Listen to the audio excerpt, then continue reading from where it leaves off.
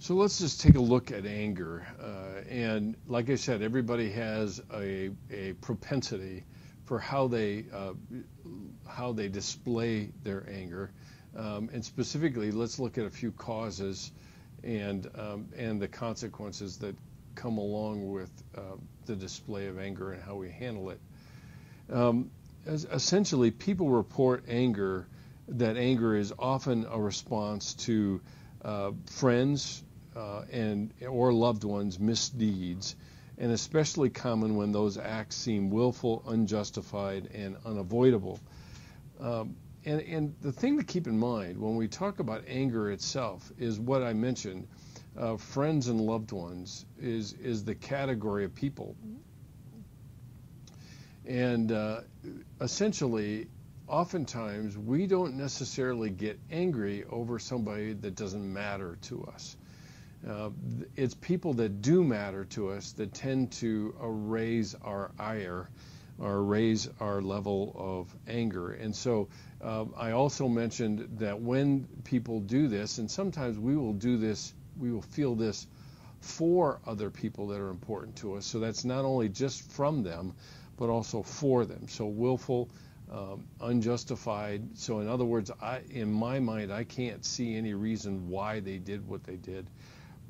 And then the last one is something that's avoidable. I think I may have said unavoidable in the previous video, and that's not correct. So it's willful. They've made a plan. They've acted out willfully toward me.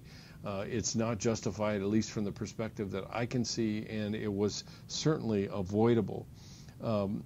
Blameless annoyances do not raise our anger. Such things that can't be attributed anywhere, foul odors or high temperatures or even traffic jams. The interesting thing about it is that most of the time when we talk about anger, you may think of road rage as an example of anger, and certainly it is. Usually the crux of most road rage is the personalization of the behavior of other drivers' behavior. So they cut in front of me. They cut in front of me purposefully of the other person's behavior, or they are trying to cut me off, or they're trying to keep me from getting into this lane, and that usually is part of what contributes to anger displays. What you may also have heard, and I mentioned this briefly, is this idea of catharsis. I have worked in hospital settings where the assumption is that we had somebody who's really angry, and all we needed to do was get them to display their anger.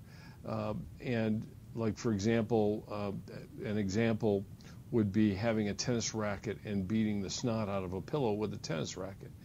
The assumption is that venting anger leads to the dispersal of it.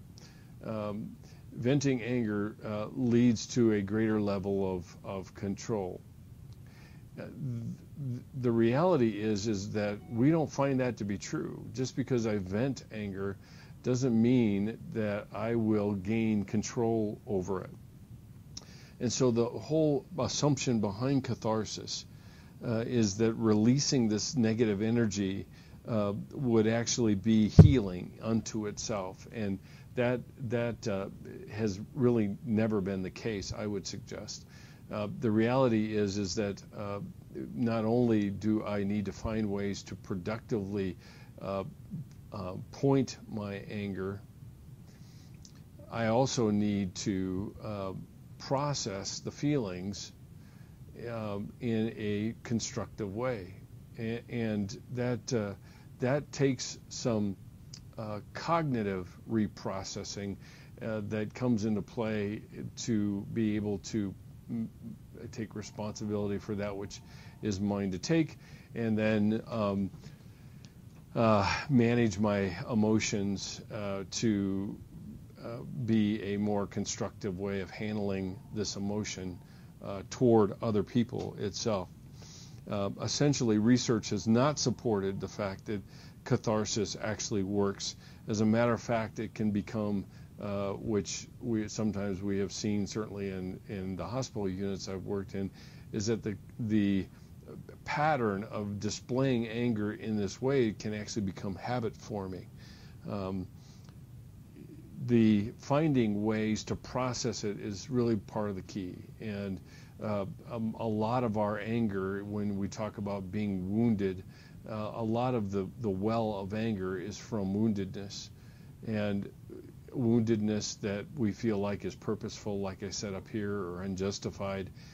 And how do I manage to process it in some way that's constructive?